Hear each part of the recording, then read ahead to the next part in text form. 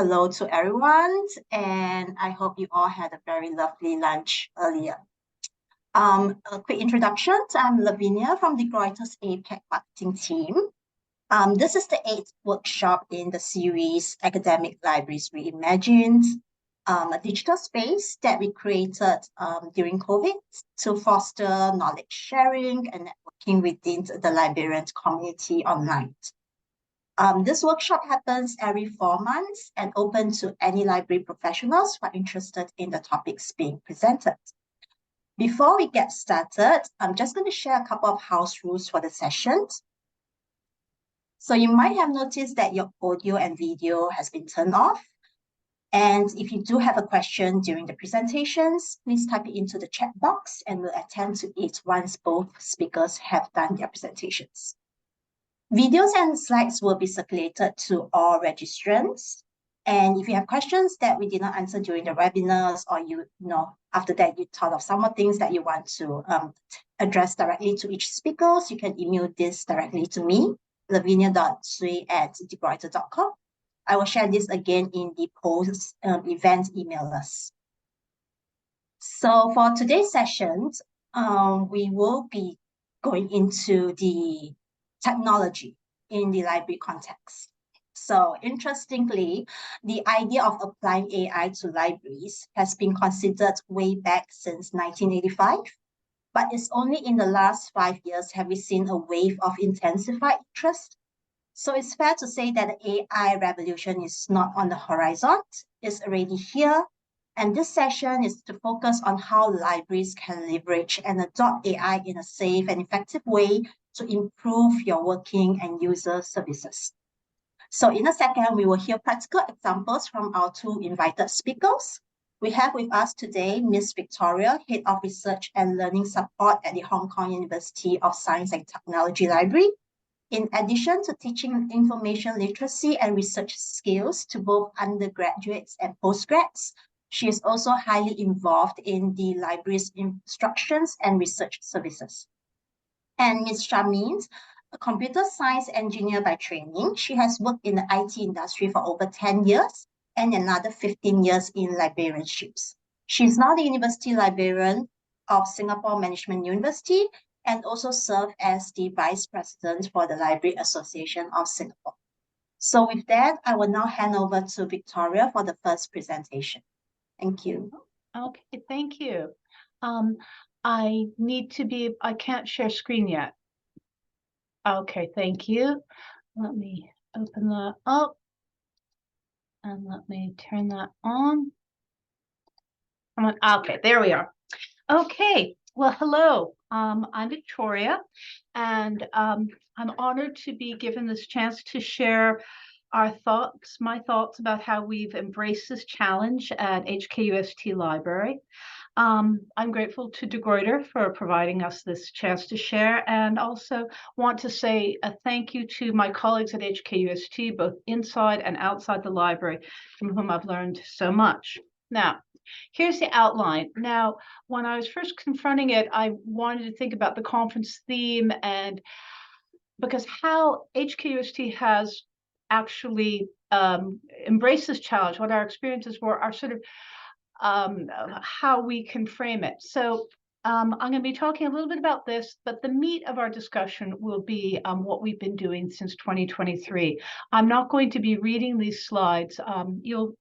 Because you can read that yourself, so you can see where we're going. Now, when I first was asked to talk about this, I always say yes. I tried to think about what this embracing the challenge. And one of the things is that, sometimes, what are we talking about when we talk about embracing a challenge? What are we talking about when we talk about an AI first world? So like many people, when they give an AI talk, yes, I stuck it into DALL-E, and that really wasn't very useful. So I decided just to stick with the words. And so embracing the challenge, it means about how we eagerly accept a challenge, and the challenge may be a test of character or a test of our ability. And in many ways, this is an uncomfortable thing, and I think it's useful for us to acknowledge that embracing a challenge is not always jolly. But it can be a real chance for growth, both individually and then also with our institutions. So I try to approach the challenge of this talk in that way. So then I was thinking, like, what do we mean when we're saying AI first world? Well, obviously, we don't mean love, which is when I see the word AI, I still think I love in Mandarin. So what do we mean when we say it? I guess AI is a first recourse. AI is a default when we start to approach something. Well, let's use an AI tool, sort of the way Google is like a reflex reaction whenever people like you. What is the population of Hong Kong? So as a phrase, it's been around for at least 6 years because I'm a librarian. So I was like, huh, who else has been doing that? And when I Googled it in Google Scholar, I found that that my co-presenter's colleague at SMU, Aaron Tai, also gave a talk on it in this year. So, okay, so AI as a first recourse. And so then, okay, what are we talking about when we talk about AI? Now, I know at this point, most of us are still quite familiar, but again, in embracing the challenge, I think it's good to remind ourselves of the history of it. Being a librarian, I double checked our OneSearch and also Scopus, and the term has been around for at least 63 years. So the earliest paper I found was from 1960, and we see even as early as that, it was talking about how this could be hoped to be used flexibly to solve problems. And that is how we are doing it. Now, since then, it's grown. Now, 1983 was my first year of university, and that's when I first heard the term. I had a friend who was majoring in computer science, and that person said, "Oh, I'm doing some stuff with artificial intelligence." Like, and he told me a bit about that. That was also the first year that, as far as the Scopus Index goes, there was more than 50 articles that were published in 1983 that had the term artificial intelligence in its title. So we see it, was beginning to poke around and grow a little bit more. So I heard about it on and off over the next 35 years. And in 2018, that was the first year we can see where there was more than 1,000 articles. So by this, we can see the momentum was really building. And then in the last 4 years, it's exploded with 2022, almost 12,000. I mean, that is quite a lot. Now, at the same time, we also have to remind ourselves that some of the technologies we've gotten used to are also part of AI. And this is something I found a point raised by Aaron Tai about speech to text, speech recognition, the Hey Alexa, Hey Siri, image recognition games. So some of this we're quite used to. And now there's new tools being able to be used for that we're developing for our users, generative AI, large language learning models. Okay, so that then made me think about, so last winter, there was a lot in the media, social media, news, lots of talk, lots of excitement, and fear began to emerge. And I began to feel like I've been here before. I mean, I'm old. I've been working in libraries for 30 years.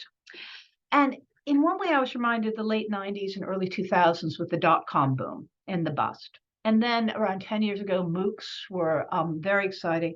So then putting that together, I thought there was a term that resonated called hype cycle. So this slide here, over here, we see a Wikipedia article about the Gartner hype cycle. So Gartner is an infotech firm, and they've sort of come up with this theory of how things go. There's an innovation trigger, then expectations get really heightened, and then falling into a trough of disillusionment. Wow, it's not magic.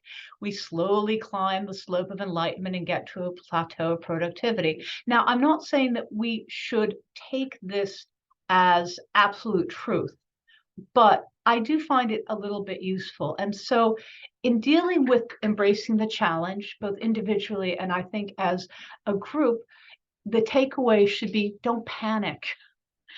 Hype cycles come and go. Just try to keep calm. In English, we have that phrase, take it with a grain of salt, be a little bit realistic, investigative.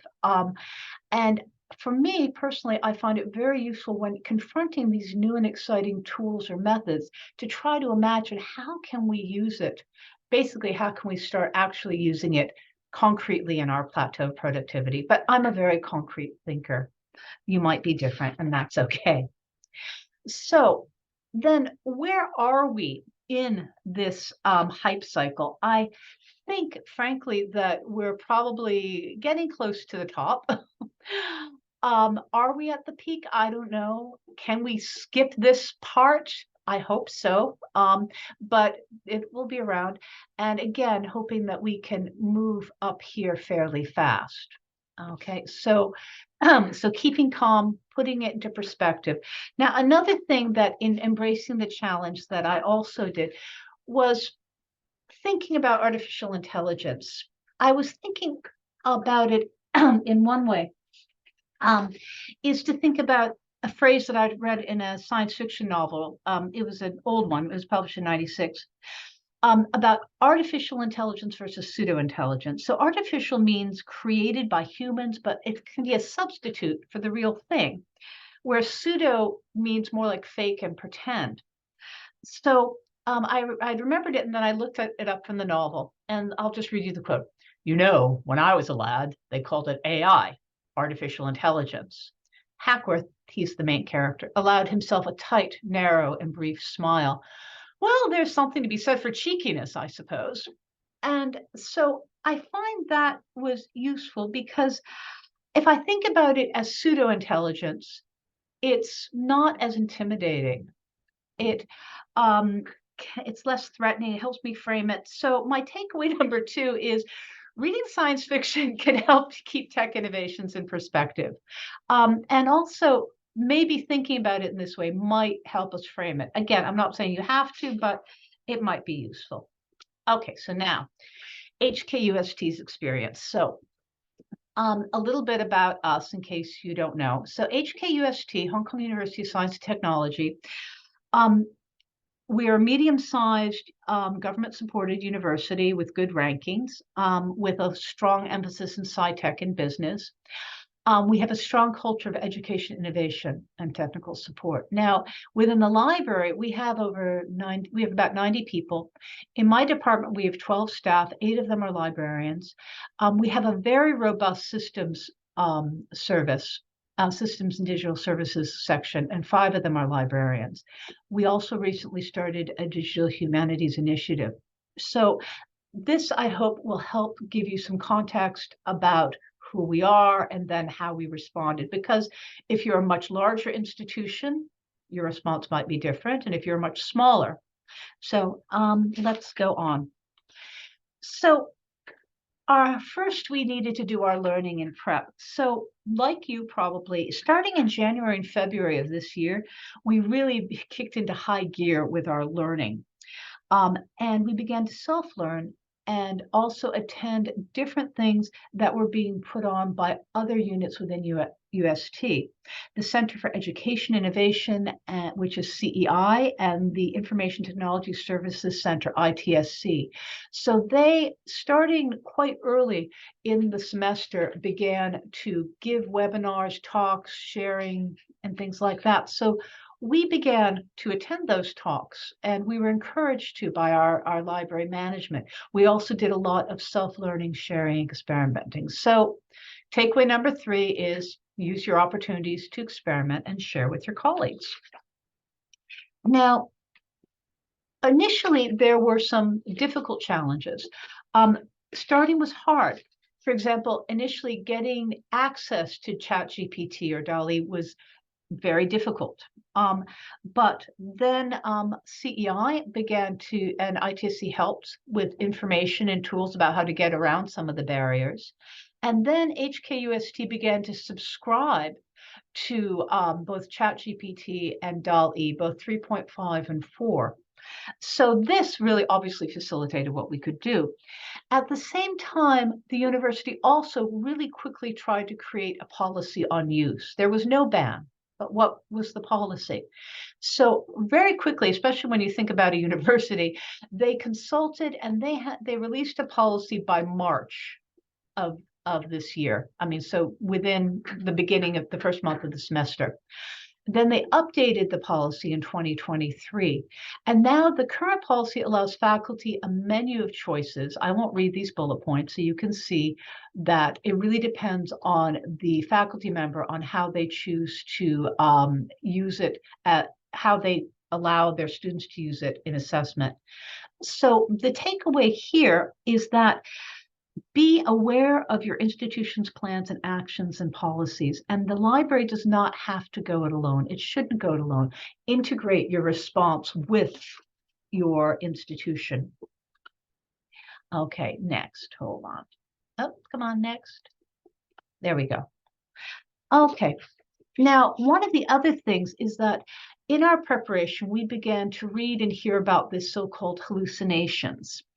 And so as I studied it, I learned that also some psychologists and others say that we should call them fabrications or falsifications because a human mind hallucinates, a AI or pseudo-intelligence doesn't. So at any rate, thinking about them as fabrications, that these tools will make things up. So for many years, UST Libraries had a deep collaboration with an English class, and I would assess a research reflection that the students had created in relation to they do research, make an infographic, cite it, and they would reflect on it, and I would give them feedback. So this spring, despite warnings, they handed in work that looked like it relied on undeclared Gen AI. The URLs led nowhere. The URLs led to completely unrelated source. The journal doesn't exist. Okay, the journal exists, but this issue or article doesn't exist, etc. So it was very sad. I mean, of course, students have been faking things for years, but yes, it was sad. But on the other hand, it also created some negative examples. And so by using those negative examples, me and my colleagues could later share that with teachers and professors and also warn students and say that, here's some firsthand experience, don't do that. That's what I mean by a negative example. Now, then planning. Planning is very important. At our university, at our library, every year we do annual strategic planning. And this year, my own department, RLS, and a lot of other people's began to consider how Gen I could be used or dealt with in the coming year. So we did a lot of brainstorming and thinking, and we began to make these plans. And you also notice that some of them also had very concrete things with dates in them. Now, again, planning is very important. Down here at the bottom is a quote that my mom shared with me many years ago. It's from a play called The Glass Menagerie. And the quote goes, "The future becomes the present becomes the past, and the past turns to everlasting regret if you don't plan for it." So planning is just so important. And of course, as librarians, you probably do, but just, again, plan with your colleagues. Try to set out concrete milestones, even just baby steps, okay? So exploring or piloting, that's a plan. And if you plan for it, and then you can go to the next stage. Okay, next. Let me go to the next. Okay, so based on our plans, what did we do? So first of all, we created some library guides and rolled them out. So in May, we did our first AI literacy for end users using AI wisely, and we rolled that out in May. And then in October, and combined with a class, we rolled out this web guide, this LibGuide on Gen AI tools for literature review. And then we also took both the guides, pages in the guides, or boxes in the guides, and we embedded them in other parts of our teaching, which was also useful. Furthermore, we began to do library instruction on or with AI tools. So most of these classes you see here, these first three are classes that we regularly give to our MPhil and PhD students. So, so you see in this one, talking about a lot of different tools, using Cite. Now, this web scraping for non-technical researchers, we've offered this for a couple of years. However, this year, a new component of using ChatGPT as a learning aid to redraft and debug code was added. And then we began to also, as I mentioned before, with different guides and things, adding info about being careful with tools or how to use them into a lot of our other workshops as well. Now, another part of our plan was our researcher series. So for the last few years, we regularly have a special topic series within our broader research series program. So this year, we planned and organized a web series to help out both our HKUST people and other people within Hong Kong. And here you see that our first speaker this year is from Singapore Management University, and he'll be speaking on the 14th. And then we have a professor from Utrecht University on the 15th, and then the following week, Professor Lucy Lu Wong from the University of Washington.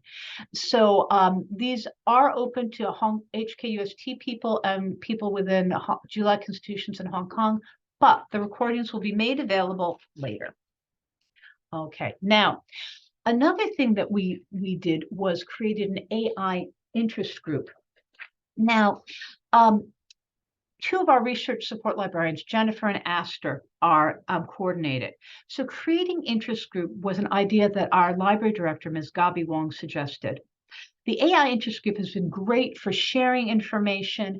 If I see an interesting article or something about AI, I send it to the coordinators. They share it with other people, and that's really great. So this is another takeaway. So figure out a useful way to share interest and knowledge within your teams, between your teams, and again, try to set out milestones. So one of our milestones is to have a weekly post.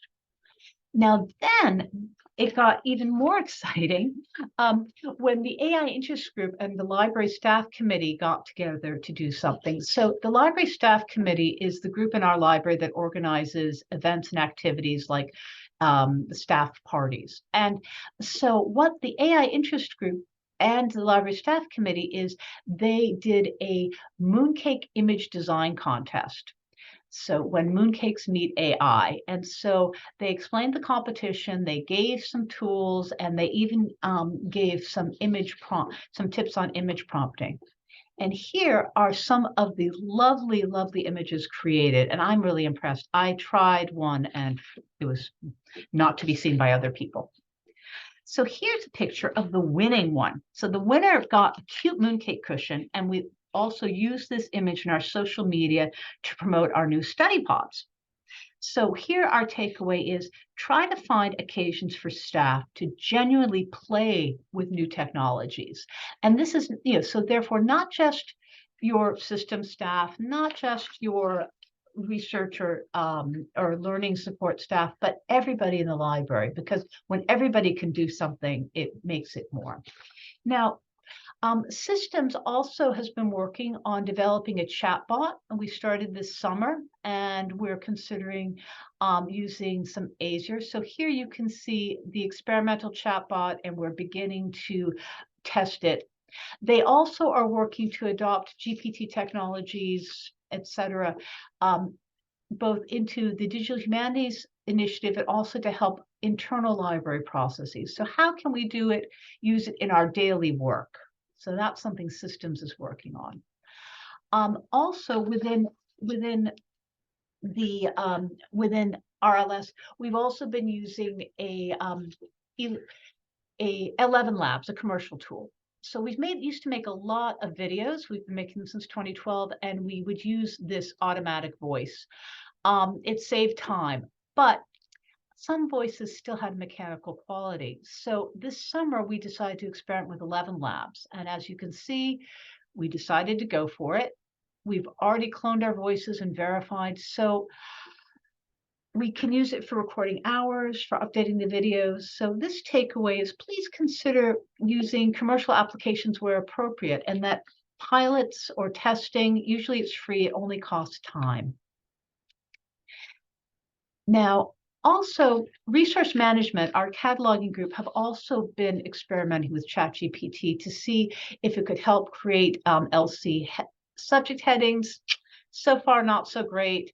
They did a review on using AI for name authority work, also not so great at disambiguating yet.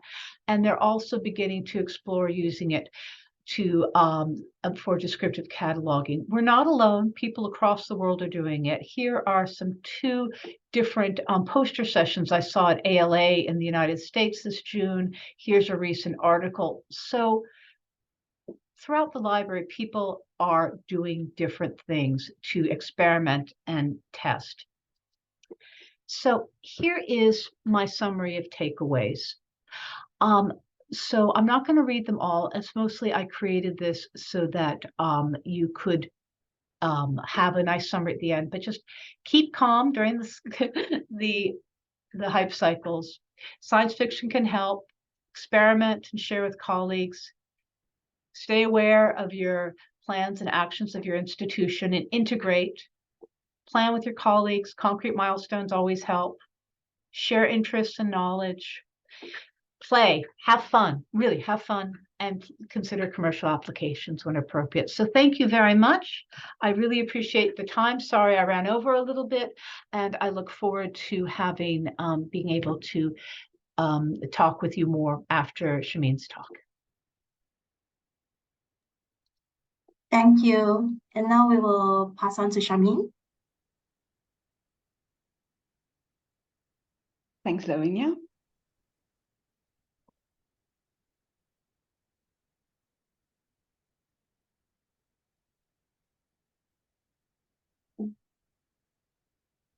Hey. Greetings from Singapore Management University and to everyone from wherever you're tuning in.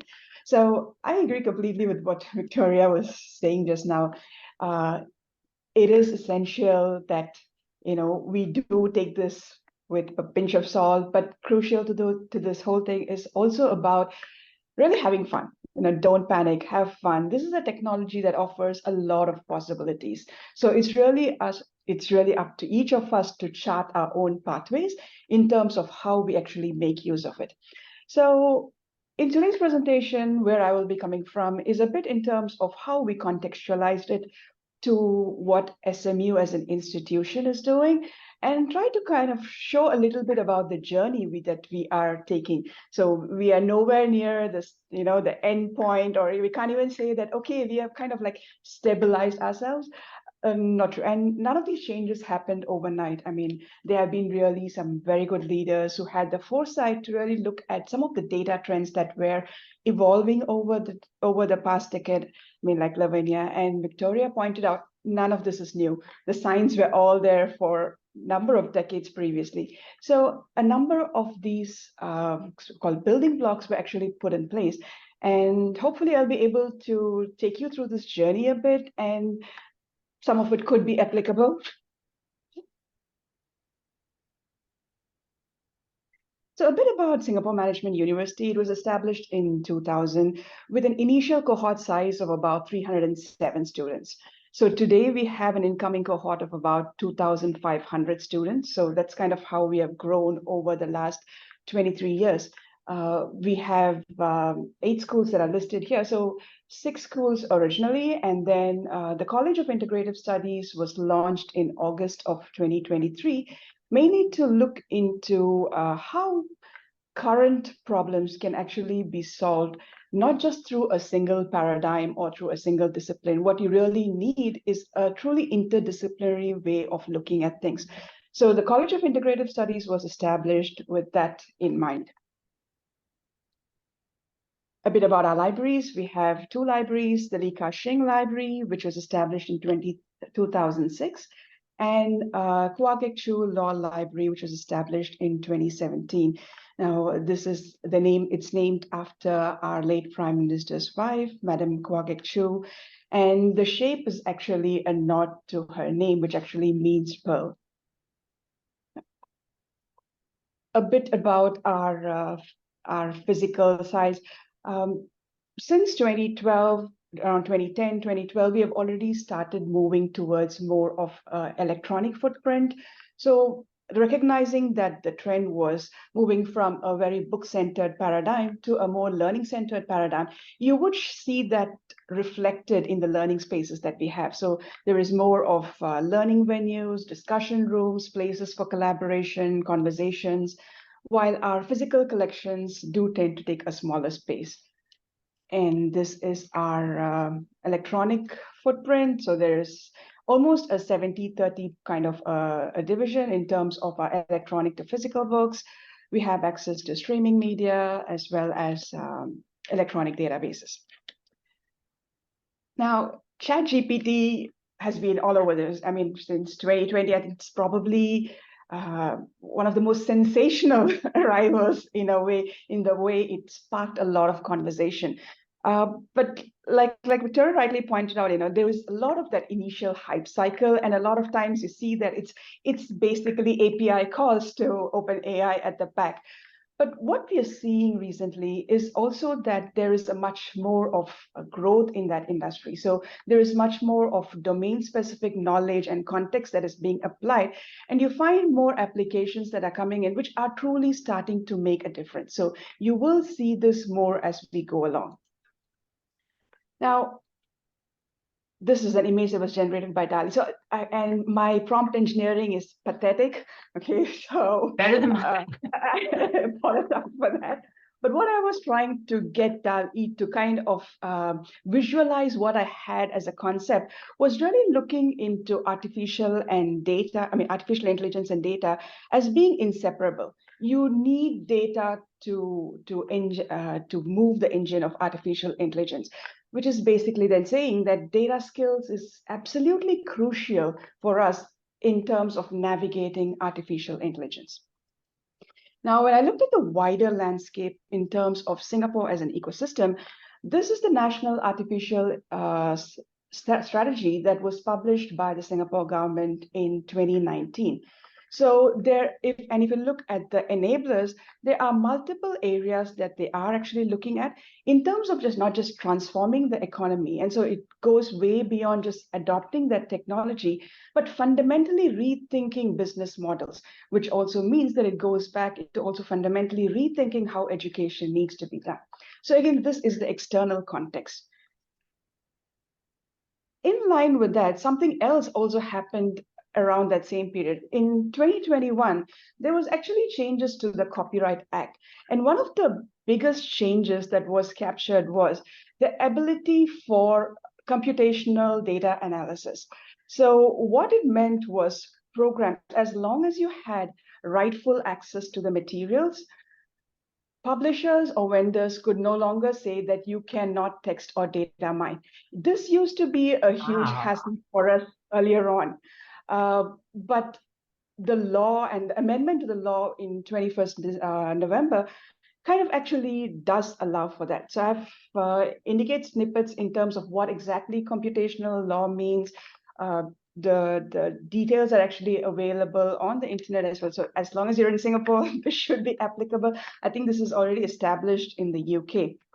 So in terms of the external environment, you're seeing that there's already these enablers being put in place in terms of how do you then maximize and leverage the potential of AI. So going back into then what does it mean for us? So how do we chart a data pathway based on our own SMU library strategic frameworks? We had our strategic plan that was developed in 2020 for the period 2021 to 2025. And the image on the right just basically captures what our core areas are. And this is probably reflective of almost most of the academic libraries. Collections, research, and literacies are our core functions. And they are enabled by your talent, spaces, partnership, under the broader umbrella of what our value proposition is. What is our mission, our vision, and so on. So what we tried to do was try to see how does this align in terms of those different buckets. So we started off first with looking at collections and ProQuest TDM Studio. So this was something that was purchased in 2021. text and a data mining solution that was provided by ProQuest. So this is basically a commercial, customized way of doing text and data mining on ProQuest vast resources. So that was one example.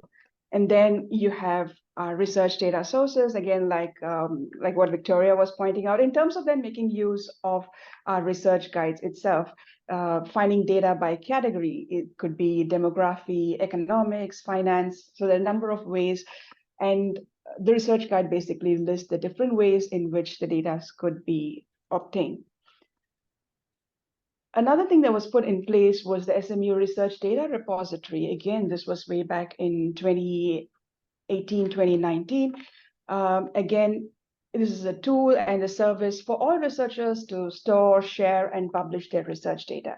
And it does lead to the research impact as well. So some snapshots in terms of our statistics for last year, we've had close to about 51,000 views and close to about 15,000 downloads.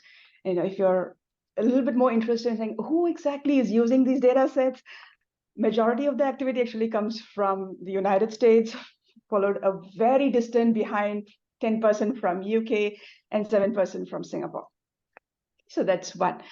Now, it also opens up the possibility for making collections more accessible. And here I'm talking about our art collection. So we experimented with using augmented reality. We actually worked with an external foundation to work on our art collection, the Tokuma collection, which is a collection of paintings capturing Myanmar's lost decade, the 2010s. And in order to engage with the younger generation, we actually looked into ways of how to make those art pieces come alive using Instagram. Now, this was a medium that was very familiar to the younger generation. So it was making art in a way more accessible and letting them hear the voices behind the artist of the painting itself. So this actually had a lot of traction. It was quite very well appreciated. We had timed it to the Singapore Art Week of this year. So that's just another snapshot of how it would look like in Instagram. So that was in terms of the collection. If you look into literacies, in terms of the institution itself, again, a lot of institutions the world over are still grappling with, okay, how do we, contextualize the use of AI in education? And again, there is no one single approach that will fit everyone. So within SMU, again, there is a framework, but these are the 4 core elements: to incorporate and allow the use of AI tools, but only when it's explicitly permitted by the instructors. You're also seeing a shift towards adapting more assessments. There is difference in the way now assessments need to be done. The third one was really looking into different tools that are out there, but then this has to be taken with a lot of caution because there are more false positives than actual cases. So again, this is something that needs to be really thought through about how it needs to be utilized. And the last one is in terms of how do you embed this as a foundational knowledge for students. So with SMU Libraries has actually been working with the Student Service Success Center to create a foundational digital module that will be embedded across all students. So we expect the incoming cohort of about 2,500 students to be actually making use of this module. Again, the objectives of this module, and I find a lot of myself agreeing to what Victoria was saying. Again, this is things that we don't have to go alone. There are a lot of partners out there who you can actually work with.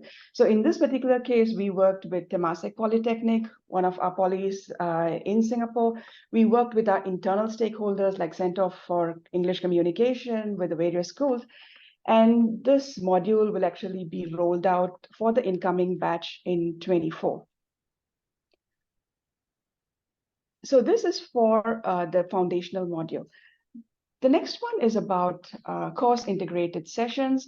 And this is where we have started trying out introductory art for social sciences. So we have been conducting bite-sized workshops, and some of the schools have actually heard about the topics that we are doing. So they approached us and talked to us about if we could possibly have a foundational level program that cuts across the school for anyone who is actually interested.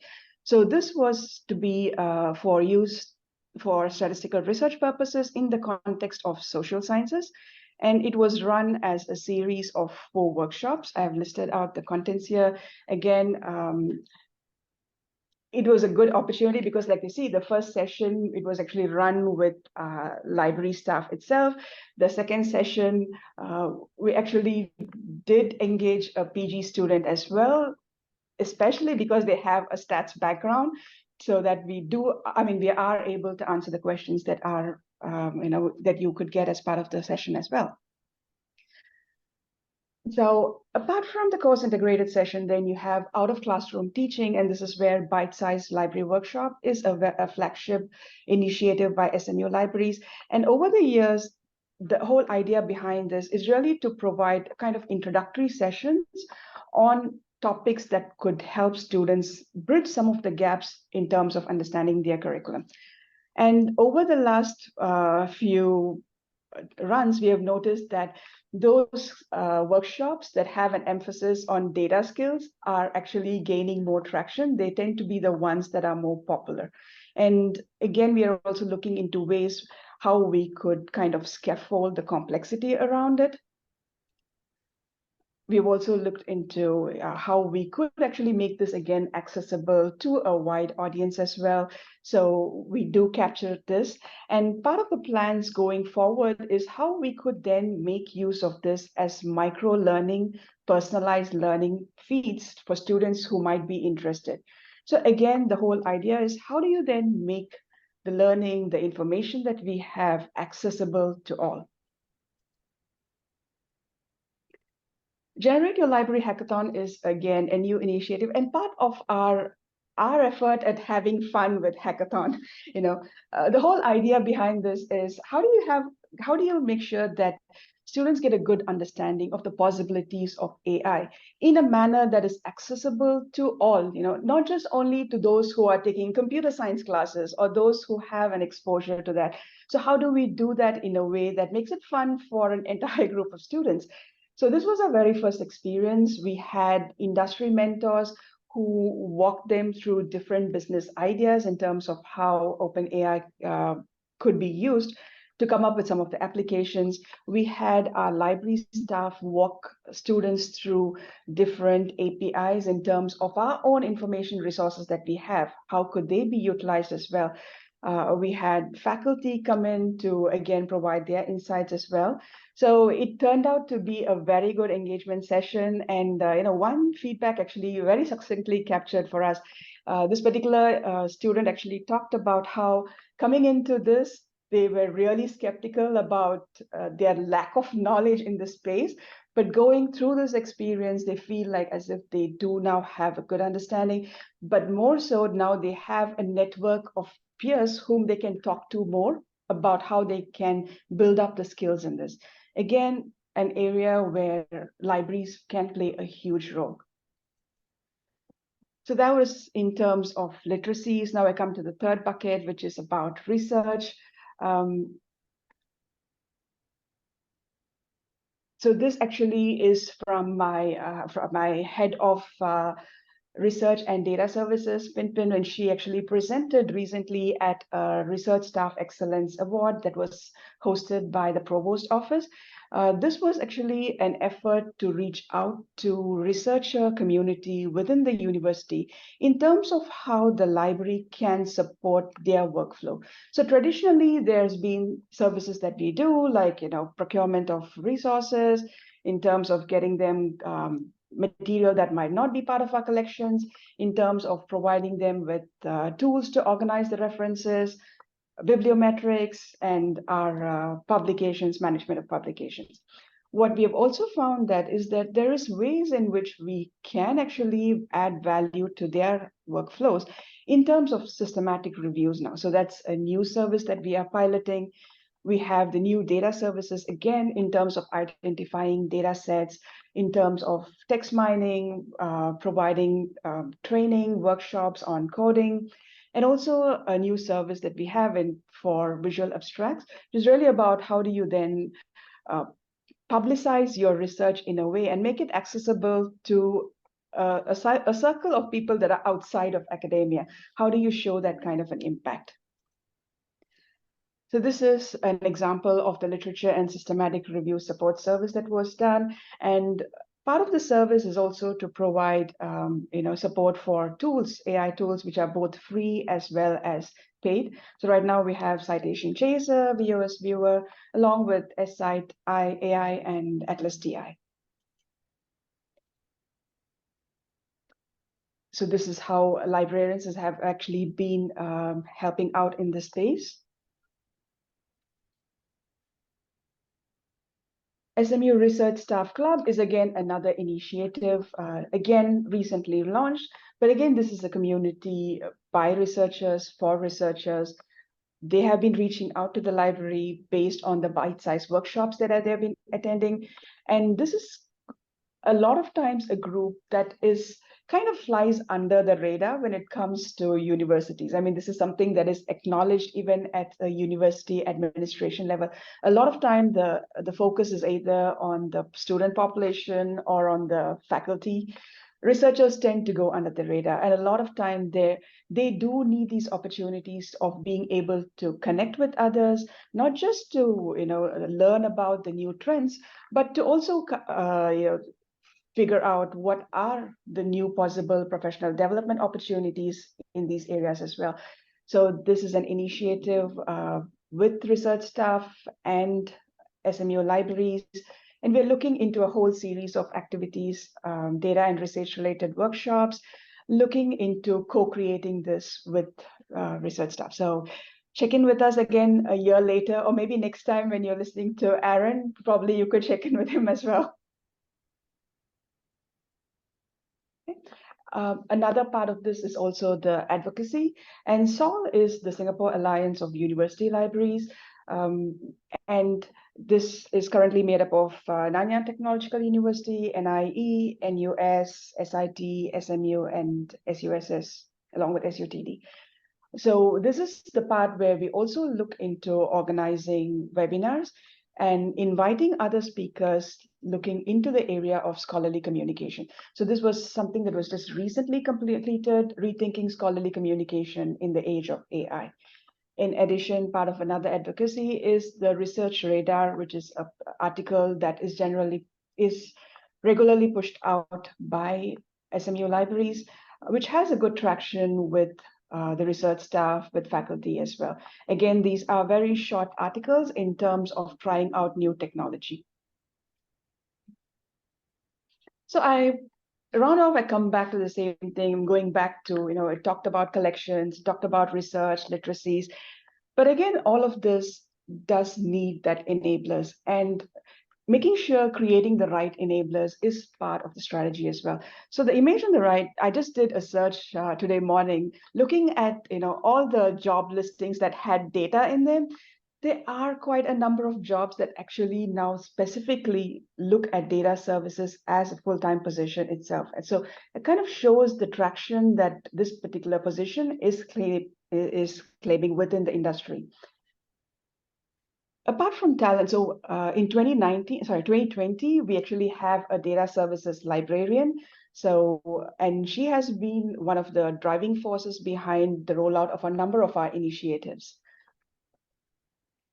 In addition to talent, the next piece of the puzzle is your physical spaces as well, which is where our investment and data studio come in. So this is something that was launched recently as well, along with our hackathon. And this is the current list of software that we have now. We really want to look at where is this traction again with the researcher and the student community as well. And we kind of want to see the usage and how it's being utilized, how their students actually interact with the space as well, before we decide to actually expand it more. In addition to that, we also have data carpentries. Again, we have library staff who are trained in this area and who are now conducting trainings as well. So this particular data carpentry is an initiative that is targeted to researchers. And the curriculum for this workshop actually includes data organizations, OpenRefine for data cleaning, and so on. So again, this is just a snapshot of the various enablers that need to be put in terms of how we want to support our data pathway, the way that we are navigating this AI landscape. Again, probably to finish off to say that, it doesn't happen overnight. This is a long process, and there will be times at which it could be 2 steps forward, 3 steps back, but it's still fine. Because again, this is a learning journey, and this is something that we will all have to go through, because this is where the future is in terms of making sure that the next generation of our students, of our researchers, they are going to be shaping the future of how AI will actually affect and impact lives. And it's our responsibility in a way to make sure that happens in the best way possible. So I hope you had a good session, and thank you. Thank you so much. We will now move into the Q&A session. I do see 3 questions coming in. The first one to Victoria. Yes. How would faculty decide on AI restrictions and usage? Well, what they do is that they look at the policies and then they decide which policy they wish to use that would best further their own pedagogic ends. So some might only allow a little bit from that menu. Some might say, do fine, but just tell us how you're using it.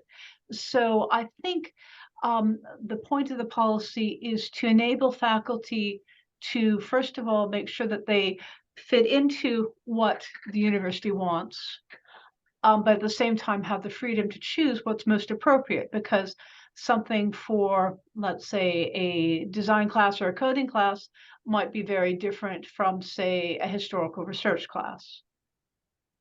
Okay, Does that help?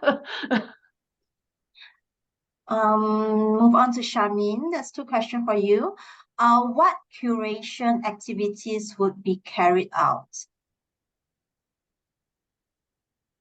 Okay.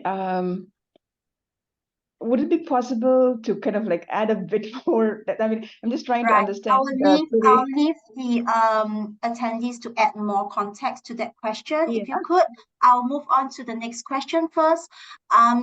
It's asking, would it be possible to share some information about the data carpentry workshop? Sure. So this is actually originally from the CMU, Carnegie Mellon University, when they started this data carpentry workshops. So there is actually a huge movement behind this. It is possible for library staff to be trained on that, so that then you become the trainers in your own communities as well. What I will do is also share a link to our resources as well, in terms of there's some more information on data carpentry, and possibly, if you're interested, link you up to our librarian, Dong Dangping, who is actually heading this as well. So I can follow up on that to Lizelle Smith. Yeah. Right. And of course, the slides and the recording will be shared in the post-session emails, and the contacts for the speakers will be available via the email as well. So feel free to link up with them if you do want to dig deeper into what has been presented. So while we are waiting to see if there's a few more questions coming through, I do think that there are a lot of examples being provided by both speakers today, and it sort of like dissipated some of the myth that, libraries have to first have the right expertise to even start anything. They need to have a big budget to implement technology changes, and there is always concerns of privacy. But I think some of the examples being provided is that, you need to have the right mindset and start to, self-explore and, try out some of the tools, see which works. And as Victoria mentioned, there are plenty which has trial versions that, libraries can actually start using. And if it's proven that, the ROI is good, you can then consider, allocating a budget or something. And then with guidelines for faculties and libraries team, it can sort of manage the concerns about the privacies and data. So I think in general, I think everyone who is intending to kickstart something can have something taken away from the sessions, set small milestones, baby steps. So let me just have a look. I don't see any questions coming through, but I will follow up with Lizelle to see what. All right, so we do have one more coming through, but I will follow up with Lizelle after this session to attend to that question you posed earlier. So there is a question, as a reference librarian, which AI app can get you better and most updated answers like ChatGPT or Bing? Another question would be, would you be interested in having a data carpentry workshop with IIT Delhi in hybrid mode? So this is a head librarian from IIT Delhi. So so for the first question, maybe Victoria, would you like to maybe provide an answer or suggestion? Well, I think the question is between Bing AI and one of the things is ChatGPT. Depending on which version you have, it is I don't want to say a dead set, but that it was trained on data which is now old. Whereas my understanding, I could be wrong, is that Bing AI is kind of live searching. So therefore, that if you're trying to find information or search that way, Bing might be your better choice. But if, for example, you're trying to use ChatGPT for something like what my colleagues have done in teaching people to use it to debug code, then ChatGPT alone might be better. So it's really, there's so many different AI tools. The question is not really what's best, but what's the right tool for the right job. Just the same, is a screwdriver better than a hammer? Depends on the job. And sometimes you can use both. But I hope, do you have anything to add to that, Shamin? I would agree with that, because you're right in terms of the context, and again, really depends on whether you want to use it for coding or whether there's particular specific areas that you want to look at. There are areas where Bing actually better performs than ChatGPT, but the more recent version, like the GPT-4, tends to have better results again as well. So it really again depends. You really have to try and see which one. You'll have to be a tested first to see whether it meets up to your benchmark first. Yes, and that's one of the hard things as well in using these tools or teaching our students or even some faculty is that especially students, is that you have to have expertise to be able to judge the results. Sure. And that's why, in one way, the pseudo-intelligence concept really rings with me, is because if you ask them to do something, you need to be able to recognize, is this nonsense, or is this like very typical that anybody who knows even a little bit about it can do? So that I think is also very important as well. Yeah.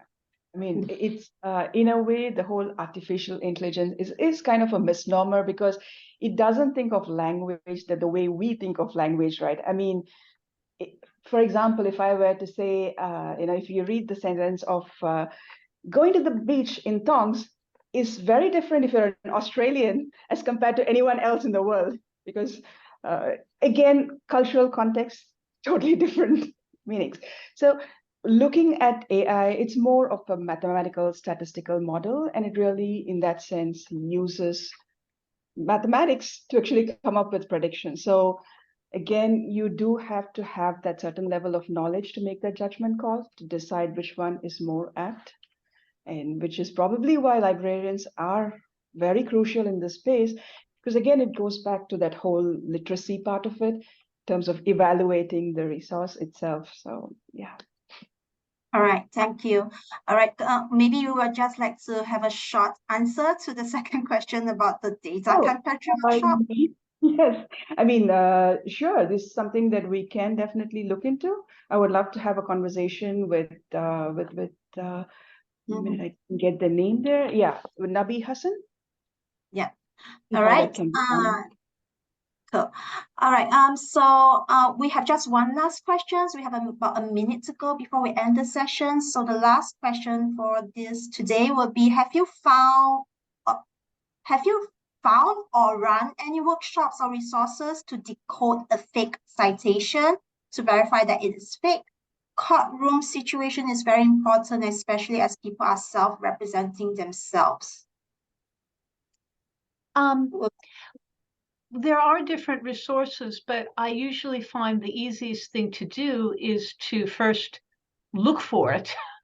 And I mean, if they provide a link, if it's a dead link, that's one clue. And then if it's a scholarly citation, run it through your own search tool, run it through Google Scholar. And if it's, if it's not turning up, there's no such journal exists, then it's pretty simple. I think the harder thing is when there are references to real things, but they are stating that this citation is proving something that it doesn't. But the other thing is that humans do that all the time. So if you're looking for a fake citation, as in it's completely made up, fabricated, pretty easy to find. And I'm sure there must be some tools that can do that. But again, a reasonably knowledgeable person. I mean, citations are not right only; they're meant to be read. Okay. All right.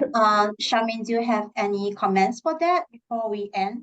We run a workshop, a bite-sized workshop, which is actually done by one of my colleagues, Sumita, who's our research librarian for business.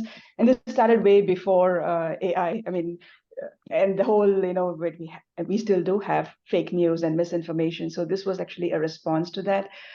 So again, no specific tool. It's really about getting your first principles right in terms of then understanding and delving deeper. So yeah. All right, thank you. All right, so before we end it, just a quick run through about there will be an open invitations to anyone who would like to contribute to this series as a library professional. You'll be able to find more information on how to participate or even recommend to your peers in our emails. With that, I'd like to thank both our speakers for their time and everyone who has joined us today. And I wish you all a good day and see you in our next webinar happening in 2024. All right. Thank you, everyone. Bye-bye. Have a great